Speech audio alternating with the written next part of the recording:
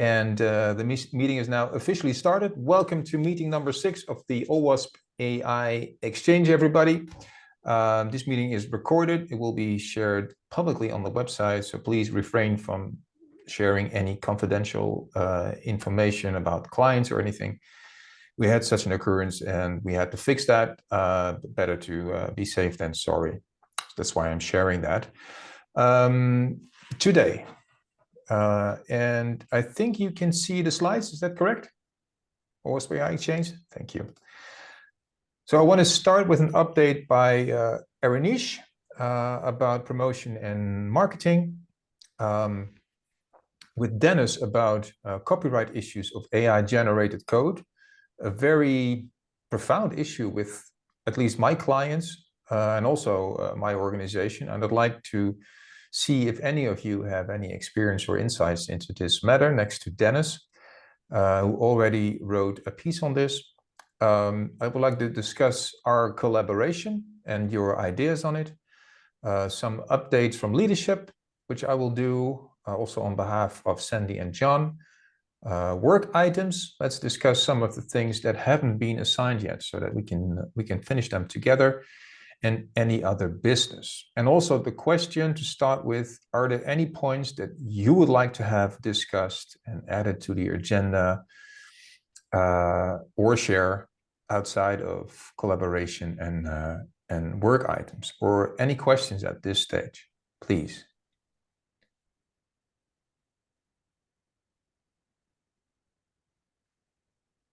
And complete silence is also fine. And I like how Leon's picture is like he's thinking really deeply about whether he has any questions. Nice one, Leon. Mostly skepticism. Yeah, you can read it in multiple ways, I guess, but also welcome to you, by the way. So in the meantime, of course, during the meeting, you can bring anything up. There is room at the end for any other business, if there are any points or questions that are remaining. So to start with, Aranish, I hope you are able to provide this this part, given that you're traveling. Yeah, I just stopped, so I'm going to be safe. Thank you. I'm going to keep it brief itself. So there are a couple of updates that we had within the promotion and marketing group itself. So one of the things that we talked about as a deliverable in the next sprint was create like a list of all the conferences, like a respected conferences that we can present on. So there's an update on that one. A quick update on the RSA presentation that you and Scott mentioned. I'm going to talk about that one. Then have Dennis, who's going to talk about the balancing personal voice and OWASP communication. This is in conjunction with rules or maybe guidance on engagement in the public forums itself. If you go to the, and then also like there is a Google Doc that is open for comments from everyone in the community. All the authors are more than welcome to actually opine what has been captured and done.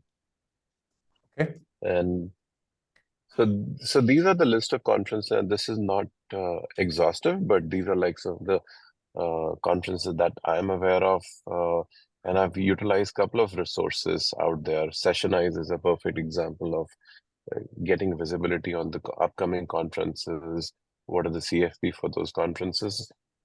And if you look at these set of conferences, wherever you see like a double star, that's the conferences where the CFP is currently open. And RSA is a single star where we're going to be presenting as part of the OWASP AI Exchange in May. And quite frankly, it's fairly straightforward for using the Sessionize platform to submit presentations for all these conferences. And you can actually resubmit those for this conference A, conference B, conference C. So I would highly encourage everybody to actually look at these ones, and if you find any other conferences which are not already captured on this one, we can actually add those to these conferences. And these conferences are in the next couple of quarters from now till October timeframe. These are the conferences that I'm aware of. And I personally have like a couple of submissions on these ones talking about the whether it's around code generation or leveraging AI in organizations.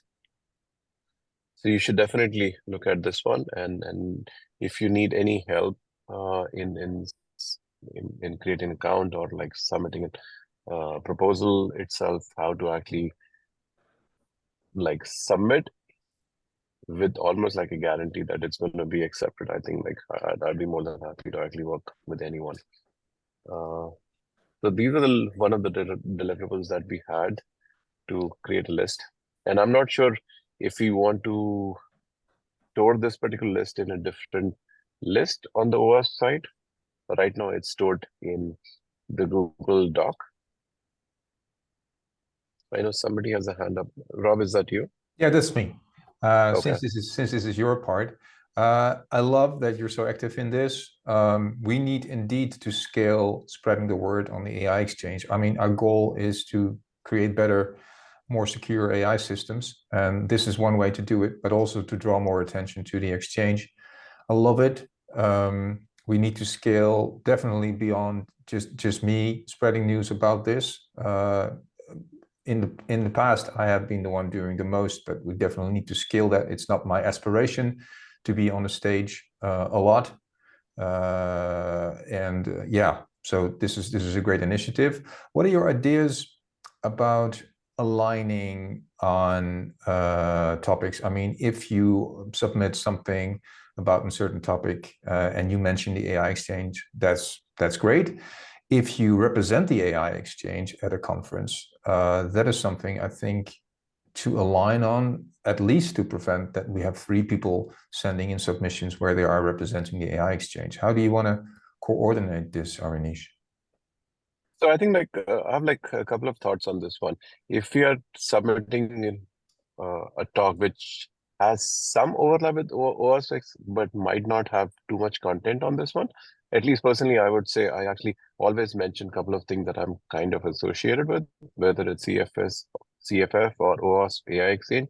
I always make it a point to actually reference that the work that's happening in these specific communities. And for anything which is more on behalf of OWASP AI Exchange itself, I think that's a given, right? So you can spread the messaging. It's kind of geared towards focusing on all the work that's happening within that particular space.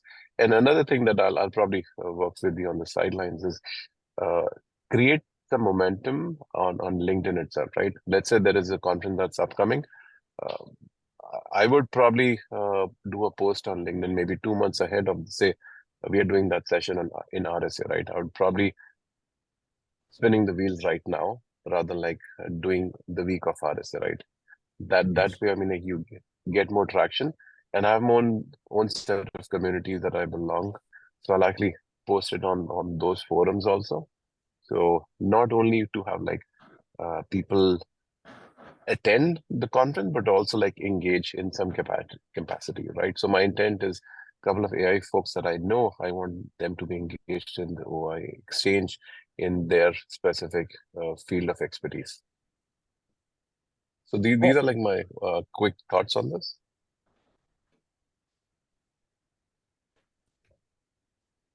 I guess that sounds good. I think the moment that we want to submit something in which we represent the exchange, we just share it in the author's channel so that we can be aligned on it. I think that makes perfect sense and almost speaks for itself.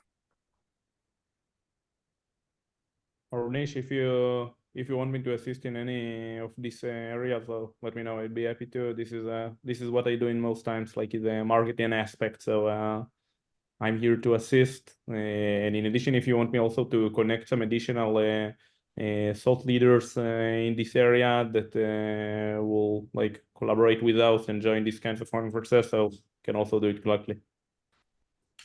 Oh, that would be perfect. I mean, like, I'm so glad that you offered this particular help. Because another thing that I want to do is, since my information about all these conferences is like my own research, but maybe there are some forums which is probably in Israel, for example, or other regions itself. Like I want to ensure like our visibility is not just within US or maybe the UK or Israel, but like globally, right? So if you can actually collaborate on that one. And if you don't mind, can I add you to a Slack channel specifically for the marketing? So we can Of course. actually collaborate closely on that one also. Feel completely free. I'd be happy to help. Awesome. Thanks for your help, Niv. Thanks, Niv. You want me to move forward to the next slide, Arnish? Yes. So the next one up is we're going to do like a presentation in RSA on May 9th. I think Scott is helping to create an half-day event on that one, and we're possibly going to have like a half an hour, 45-minute slot to talk about AI Exchange. I would be at RSA. I'll be more than happy to actually present on behalf of the groups. And thank you, Rob, for having the vote of confidence for me to actually present on behalf of the group. And I'll be like working closely with you, Rob, Scott, to create the presentation, like do a prep work ahead of time, and get the messaging right, whatever we want to talk about, to what extent, and have like a language that can be leveraged in other submissions, other forums also. Thank you, Arnish, for taking this on you. It's good to have the opportunity to be represented there. We deserve it. But you know, you can deserve things, but then you also need to get them. So here we are, and you are going to be at RSA, and I think you're the perfect person to represent us there. So super, very happy with that. Also, if I may interrupt, Arnish, there's a message from Peter. He shares in the chat, who shares that he presented at NVIDIA GTC in March. NVIDIA, who by the way is represented by Leon today. He mentioned AI Exchange, so that's good practice. Video is online. So yeah, Peter, if you will, once that video is online, could you perhaps share it in the authors channel so we can have a look at it? I think we're all interested. And you will also be at RSA, I see. Peter, what will be your topic at RSA? I'll be talking about security vulnerabilities in LLMs, and actually have 3 examples of real attacks against LLMs. Kind of funny anecdote, at GDC, I jailbroke 3 or 4 different LLMs on the floor, which is quite interesting. So kind of educate people about the space, what's practical security vulnerabilities, and I have a slide about remediation and what you can do, and I have a community slide, and I talk a lot about the actually saying there's some really good stuff out there. Go read this. So actually will kind of help you cut through the hype in terms of what's actually possible and not possible. Great, great. Wow, what a great opportunity. Thanks. Arnish, there's one more slide, I think. Yeah, that's I think Dennis is on the call, so he's going to cover. This is his baby. And I think like just quick point on what Peter just mentioned. I think whatever we are building, submitting, I think we can actually create a repository of content itself, so that can be leveraged in other submissions also. So I'll actually work with folks who are like presenting at the industry level and create like some repository, some common themes on stuff that can be leveraged time and again. What a great idea, of course. So Dennis, so I'll probably look Yeah. at maybe, yes. Sorry, Dennis, over to you. Sorry, yeah, no problem. And thank you for putting the slide on.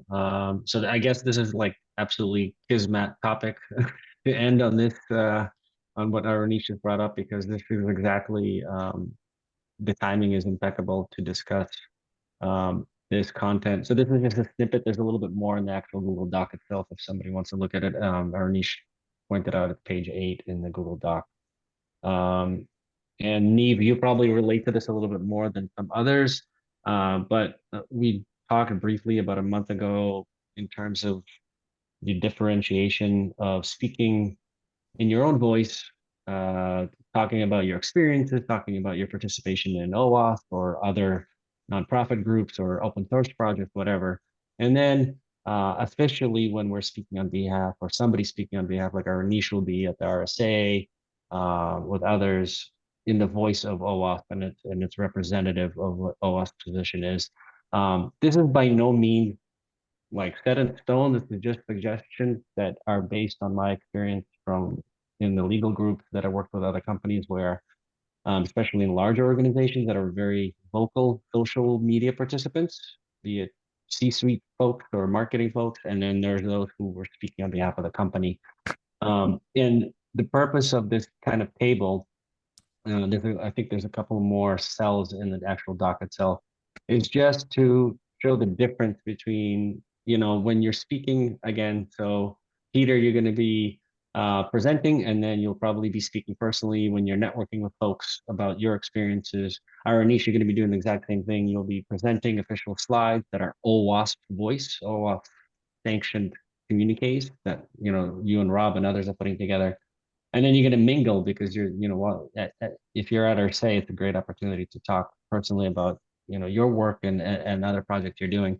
And so the guide itself is, the whole point is, it's more so when we're really officially, somebody's putting out a statement via LinkedIn or, Discord or kind of an opinion. When you're doing it personally, obviously you're free to do whatever you want to do. You are the best judge of what content you want to put out, what opinions you want to use. Just be cautious if you are referencing OWASP that you are an author or you're a contributor, to just be in line with what the official voice is. But if it's if it's something that Rob, you want, or others want to make as an official position of OWASP, the recommendation is to have several people review it to ensure it aligns with the mission, to ensure it aligns with the goals, to ensure it aligns that the messaging is correct. And so much so that it's because it becomes representative of the organization itself, be it nonprofit or for-profit, it then becomes official voice. So if there is an error of judgment, it's on the OWASP itself, its credibility and reputation. So the guidance here, these things are usually much more strict in for-profit organizations, especially large-scale organizations that are global or very heavy on the content. But it should just as well apply to us, meaning that if there's a press release, for example, even if it's a small press release, or if it's an official position based on a regulatory finding that the European AI Act is doing and OWASP has an opinion about it, or it's the ISO work that Rob has been working on for a very long time now. If OWASP wants to put out some content about it in LinkedIn or elsewhere, an AI online newsletter or a conference, it's just recommended that it's reviewed by at least a couple of folks who are experts in it, and maybe another pair of eyes who's not very much in that zone. So it's sometimes nice to have a fresh pair of eyes that is not so saturated in the content, just to look it over, and even if it's technical for them, just to say, yeah, this looks solid, this looks like it's representative of the organization. Just again, it's to build credibility as the intent, I think, of the AI exchange, and also and not only the credibility but the authority on the topic. So that's the guidance here. I don't want to talk too much. People can read it. Love to see people's opinions, Niv, especially if you want to take a look at it in your off time when you're not suffering the things you suffer through in your travels. If you just take a look at it, if you have anything else to add, please do so. Again, this is a work in progress, but this is just guidance. This is just a kind of a cheat sheet, if you will, of if you're speaking on behalf or if you're speaking individually. Thank you so much, guys, and Dennis, especially for this proactively, professionalizing the way we work. At some point, we would need to make this easily findable also for new people, for example, by linking it or adding it to our charter. What do you have in mind? I mean, I think once we finalize it, and I mean, it's great that the organization is growing and there's so many participants now. I think it would probably make sense to have it as an easily findable page in the online library. Now you have a lot of pages there on the content. Maybe it's, and again, this is just, we're brainstorming, but maybe it's just a media page, or maybe it's communications page, or maybe it's kind of when people start to, as we further move forward, as people join the organization and as a contributor or an active participant, there's like a welcome packet that has several docs that are available online by link saying, hey, this is our suggested guidance in communicating in public. Here's our guidance around blah, blah, blah. And then that way they have a reference email or a reference online link that has everything cataloged. And like Aranesh said, also prior media, it would be a fantastic link library to see, okay, here's some decks from prior presentations. You don't have to reinvent the wheel if you're working on something. So just some thoughts on that.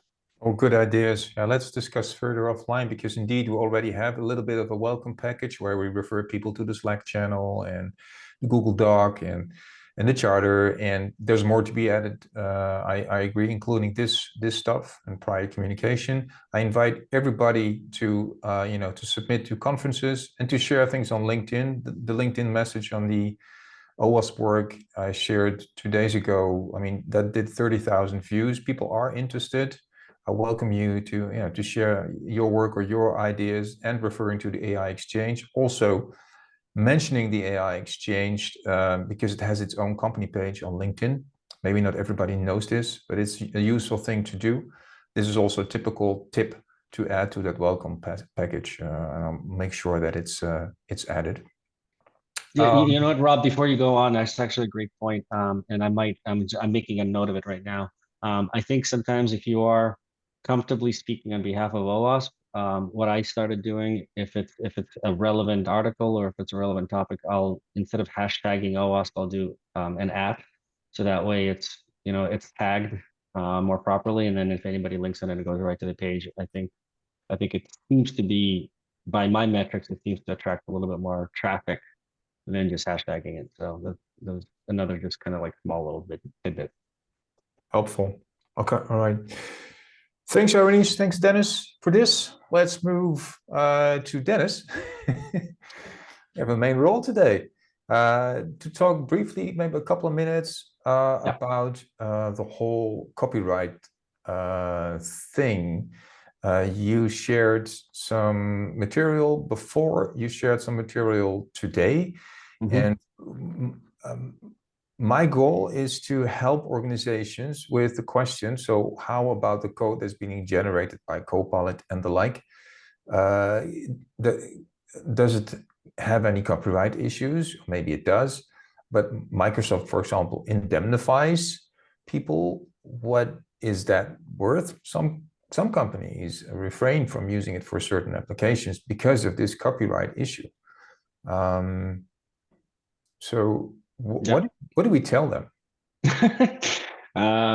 Go see a lawyer. No.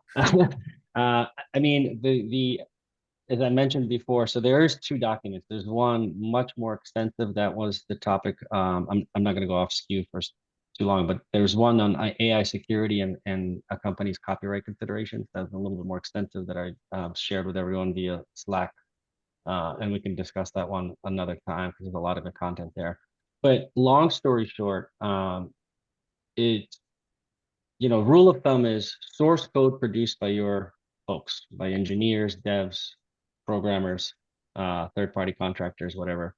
That is, so long as they are producing it in a jurisdiction that is a signatory to the international copyright, I forgot what it's called, organization, whatever, the US Patent Office, for example, in the US, that is copyrighted.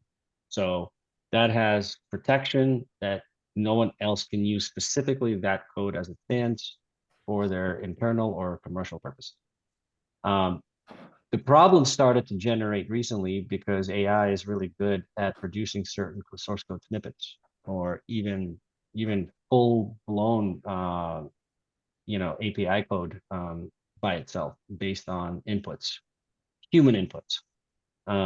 There's actually cases of where I've read recently where programmers and project managers are using AI to create inputs to then have another system in AI create outputs of source code.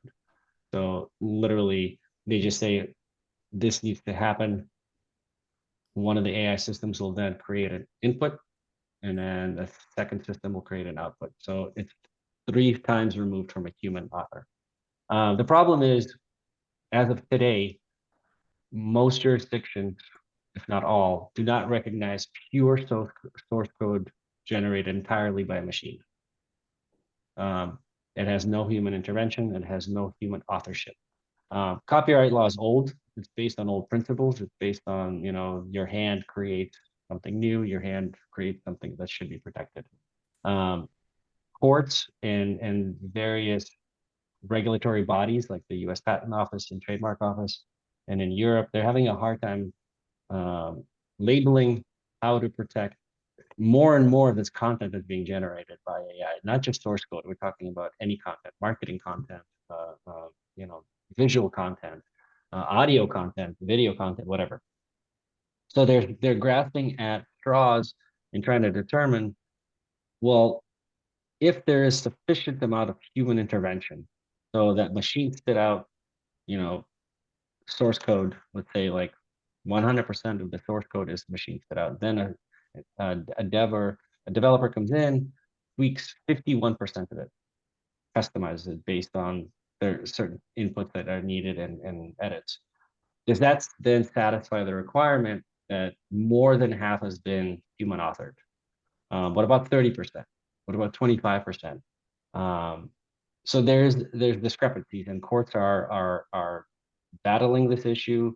We also have to understand that most you know, authorities that are dealing with this are folks who are very far removed from AI in general and technology more specifically. Some are, you know, close to retirement, but they have the authority to create laws through case law.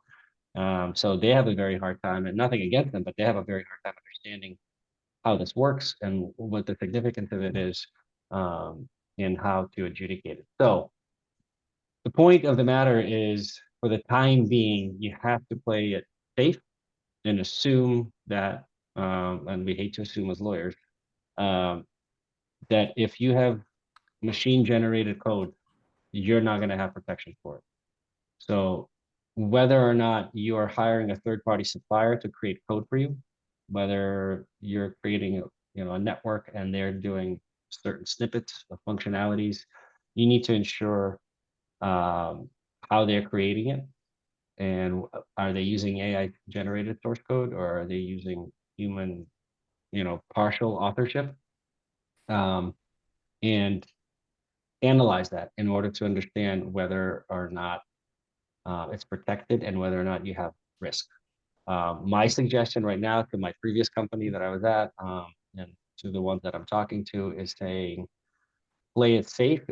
It's not as efficient, but intervene in the outputs more than 50%. You're still saving yourself 49% of the time that you otherwise would have spent hand authoring it. But it seems that everything is leaning towards more than half is sufficient to qualify as now having sufficient amount of human input that it qualifies for copyright protection. What's to come, I don't know. I'm watching all the cases. Everyone's watching the cases. There's already, as Rob shared that link to the GitHub case with Microsoft, GitHub, and OpenAI being sued by John Does, they call them. They're anonymous programmers who said that all three companies, and way more to come, have pilfered source code into their systems in order to create their services, to create their systems. And there's a duality problem there. There's also is open source license violation. I don't want to get into that now, but if we ever want to talk OSS, I'm happy to provide some input on that. But as you can see, it's complicated, and the courts dismiss some claims, but the imperative ones, the ones that are most costly, the IP claims of copyright infringement, still stand. So that's where we're at. So long story short, it's still unknown. The cases are piling up. Every single day there's a new case. So we're watching it closely, but we need to see some precedent, and there's no legal precedent has been set by the courts or regulatory bodies yet. Thanks, Dennis. This is, I think, alarming.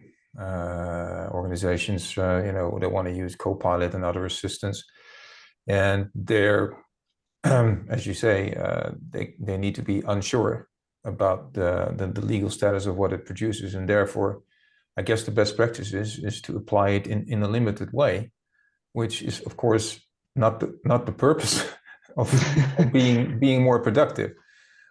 So let's continue that offline because of the time. I want to move so thanks for these insights. We'll pick it up to integrate this into the exchange, and of course we'll let the world know. I'd like to discuss with you guys collaboration. Open the floor. What impediments you encounter or have encountered while working for this initiative, and share any collaboration ideas, things that you observed with yourselves, with others, things that you think can be improved. Just anything goes. So please go ahead. Don't be shy.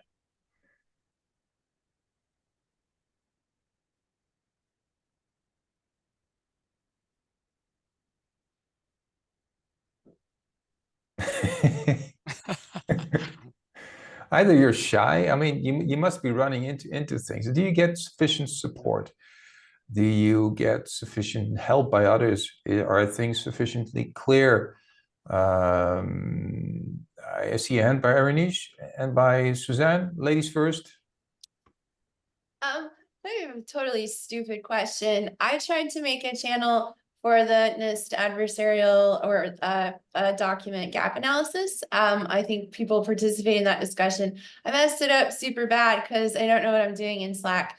And if someone could help me fix it so that it's the proper type of closed channel, that would be very helpful for me. And also, I didn't have my Slack notifications on. So I think that will probably directly improve communication from my end. And thanks for your patience, everyone. It's good to ask for help, of course. Anybody who can help Suzanne with setting up a closed channel, who has experience with this? Ignoring Anonish's hand right now. Yeah, if anybody feels like helping me with it, otherwise I'll do a tutorial and try it again, maybe, so I don't mess it up this time. Thank you. So I will send you a message tomorrow, Suzanne. If you didn't have any help by then, I will see if I can help. Thank you. Appreciate it. Okay, Aranish, any ideas, insights? Yeah, I think personally, similar to what Suzanne was talking about, I think one of the things that I find challenging, and it's not just in the AI exchange, but it's like common thing. There is no one single platform for communication and collaboration, right? Slack is very underused in most of the communities that I belong to. Like notification is a perfect example, right? People don't have it on, and not everybody is looking at that one. Sometimes people prefer like emails, but email is also like thing of the past in most forums that I belong to.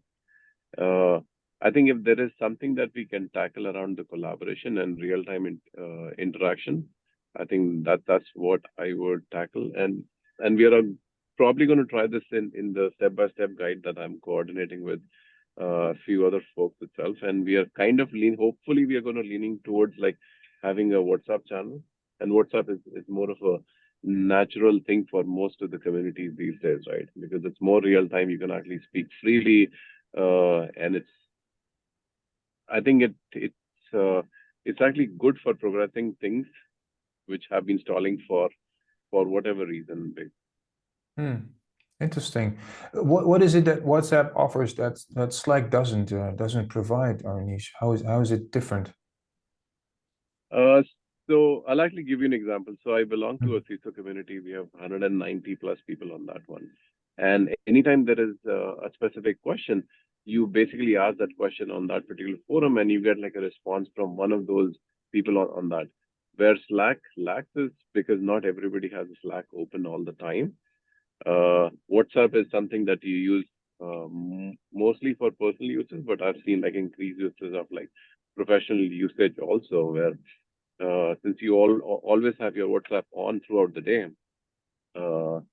you are better off getting a response within that 5-minute or 10-minute window instead of waiting for one full day.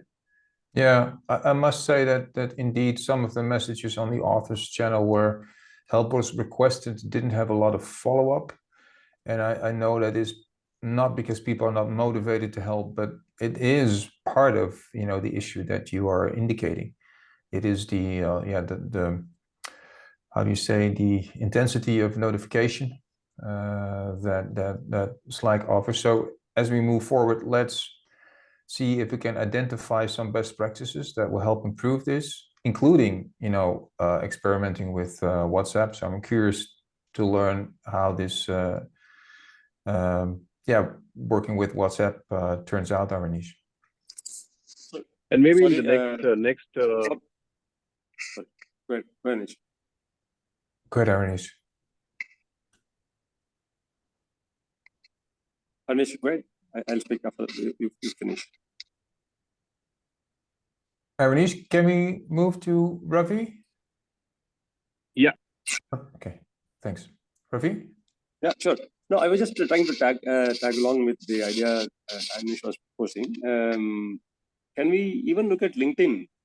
Like, you know, we can create a closed group and post questions again. Like Anish mentioned, LinkedIn is most of the times on. You know, notifications come in. It's a professional group. That's another platform that we could explore for collaboration. I'm not jumping from joy because it will be another platform also with its own challenges, but I'd like to learn more. So Ravi, I will reach out to you. No, please reach out to me on Slack with a message so we can continue the conversation on this. I'd like to understand it better, and then we can make it part of the discussion. Okay. Thanks. Srajan, do you have your hand up, please? Yeah, hey everyone. I just want to point out on WhatsApp and LinkedIn, I think there will be a lot of information loss if we move away from move to different platforms. So if someone is searching, I think Slack provides a good way to search historical data as well, while WhatsApp or other platforms probably won't have it. And it's not easy to search in WhatsApp too. So that's something I would consider while moving away to WhatsApp. It's something indeed to be sort of considerate about. I am in favor of experimenting. I've done standardization work for ISO, where the success of the 5338 standard was because we deviated from the standard collaboration platform to a much quicker one in a smaller group. So the others didn't have, you know, any downsides, any cons from us using that quicker way. So WhatsApp could be a way for a smaller group to quickly make steps for something that is, you know, within this group. So with that in mind, we need to be careful not to sort of proliferate on all kinds of platforms indeed. Sorry.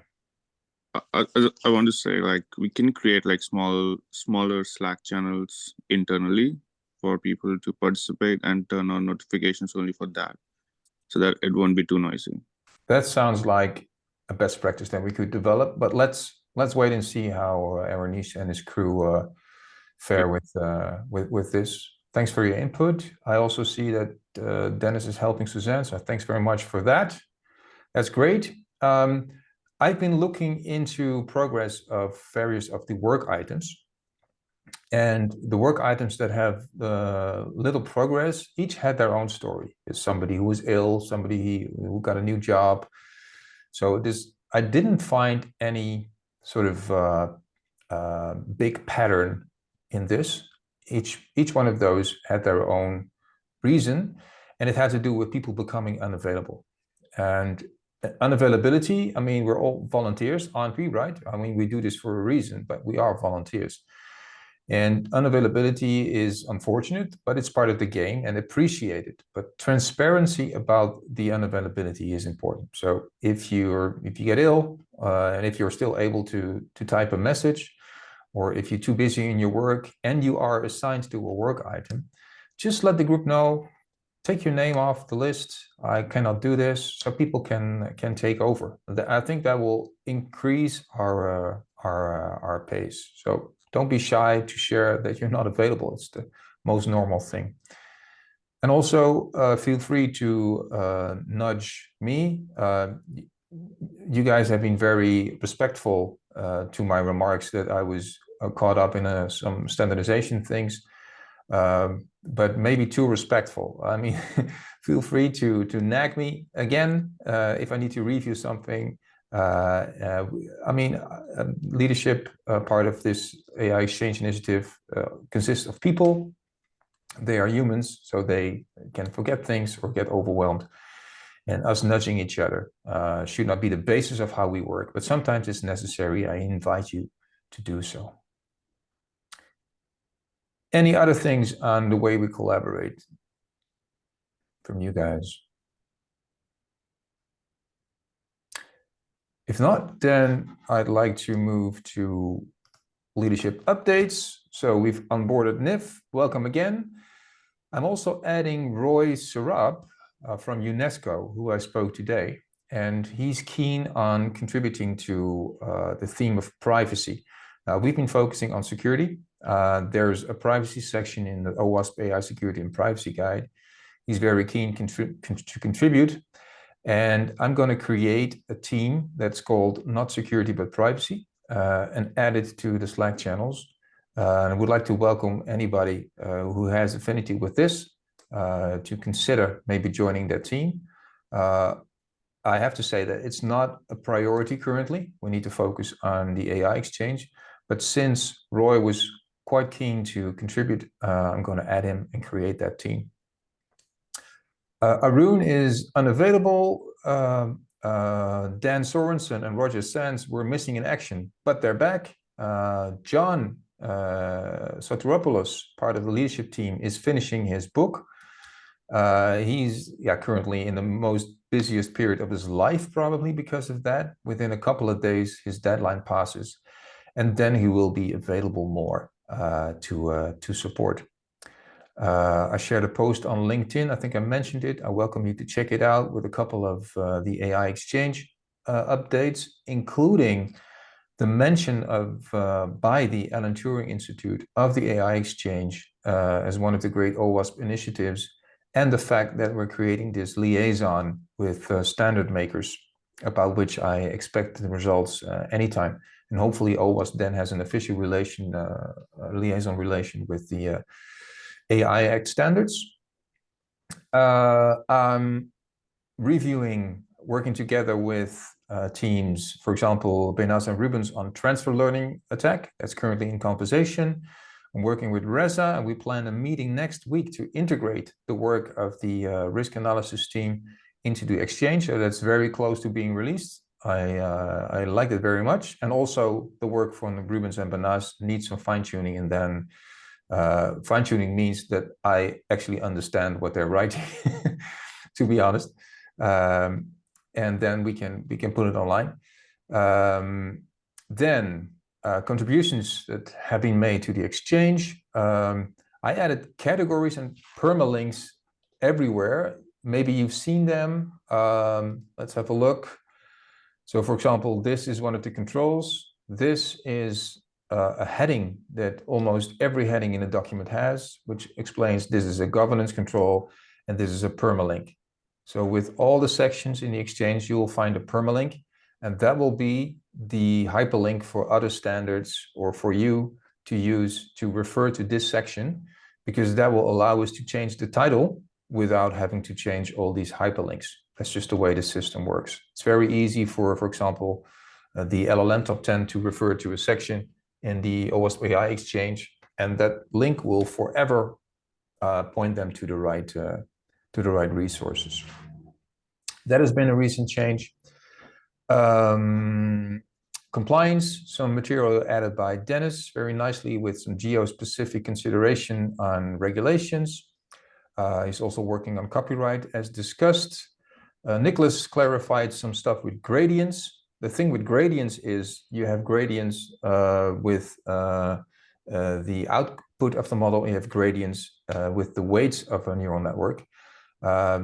Access to the gradients of the neural network requires an open box evasion situation that needed to be clarified because we were risking that readers would mix up what gradient actually means. A number of small tweaks were made. This link will show you the history of the little things that were improved.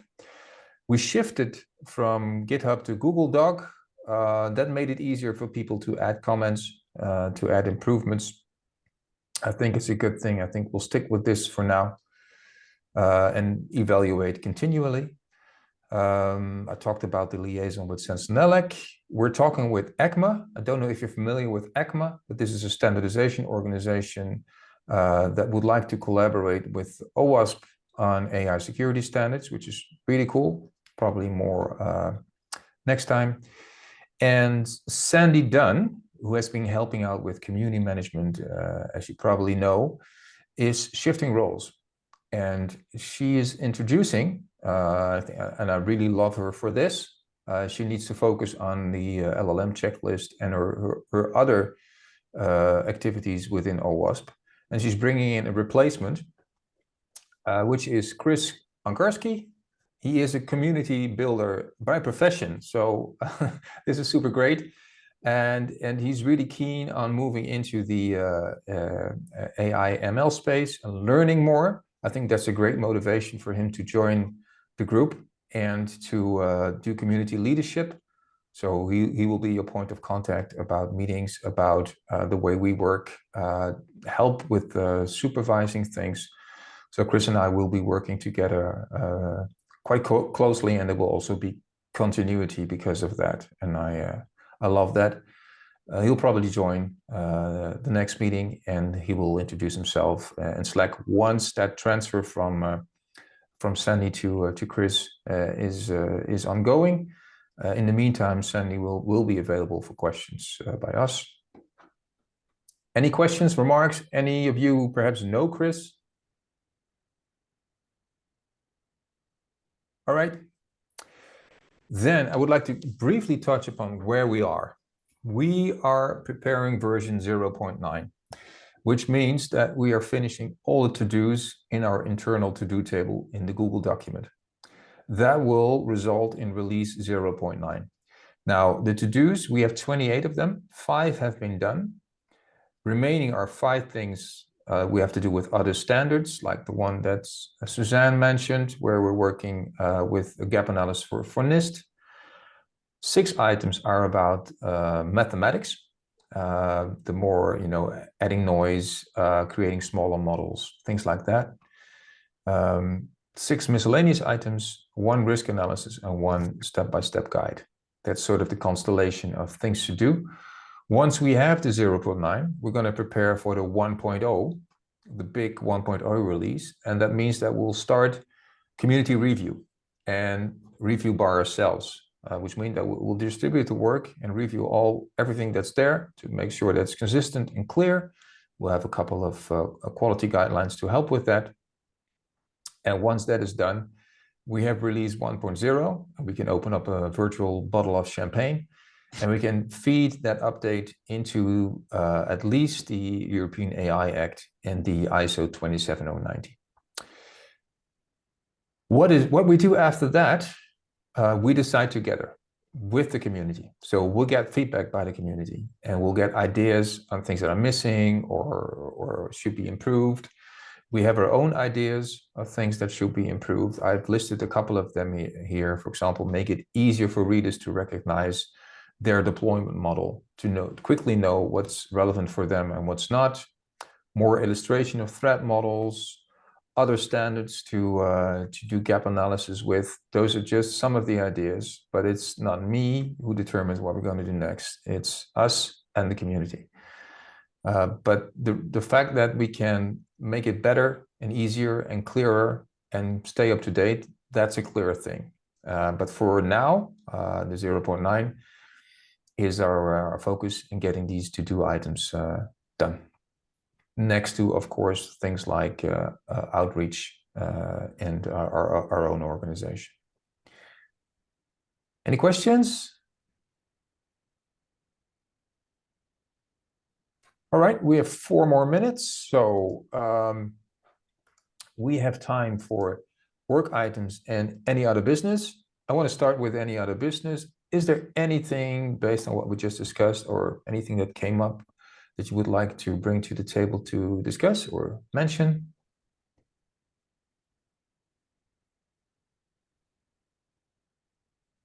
I hear none. So let's look at the work items. Do you think that anything is missing from the list of to-dos that you've seen that we need to have in the exchange? Is there a hiatus that you observed, think as something that we should cover to be able to call it the 1.0 version?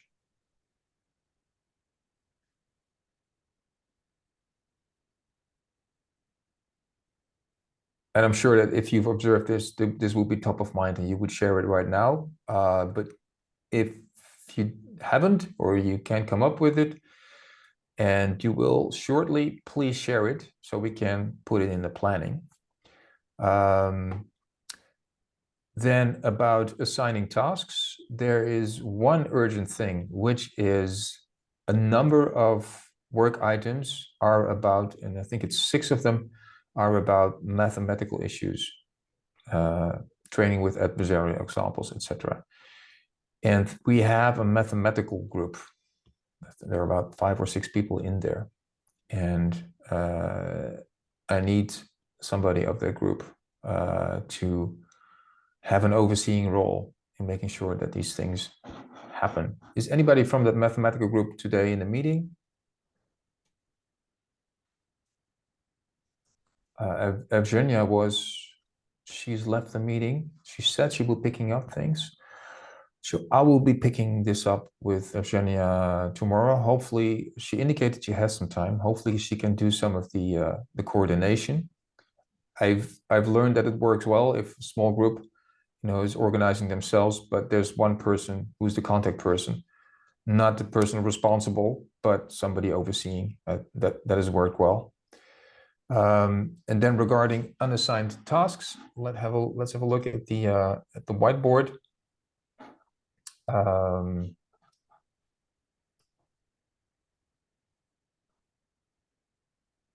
This one I will work with Evgenia on. Then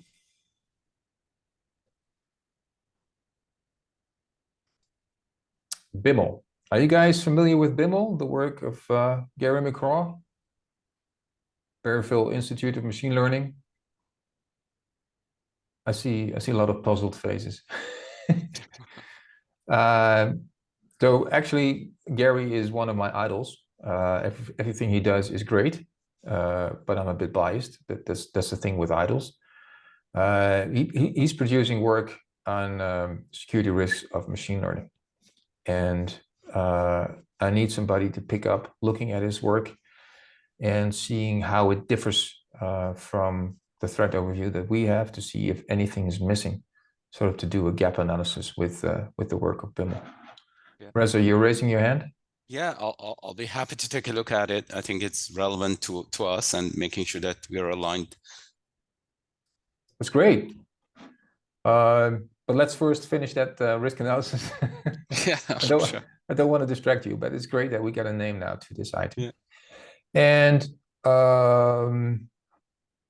there is an OWASP project, the LLM verification standard, that's already has a 1.0 standard. It's sort of the ASVS for large language models.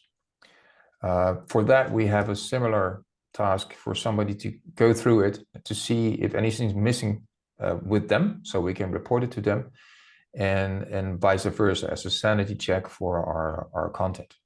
Anybody interested in picking that up? I think I can take it well. You want to do that? Yeah, for sure. That's great. I can pair with you on that. Okay, guys, please coordinate between each other. That's great. I think it's a very learnable exercise as well. This work appears to be quite good. I was in a call with Vandana yesterday. She's one of the people. She works for Snyk. You might know her. She's a relatively prominent OWASP person and security person in general. So that promises something for this work. Please have a look. And because Niv took on MLOps, I think every work item has an assigned person or group. Hooray, just in time for us to wrap up this meeting. Thank you all for attending. Good luck contributing. If there's anything you need, any impediments, just reach out to me. And later it will be me and the joint new leadership. Niv,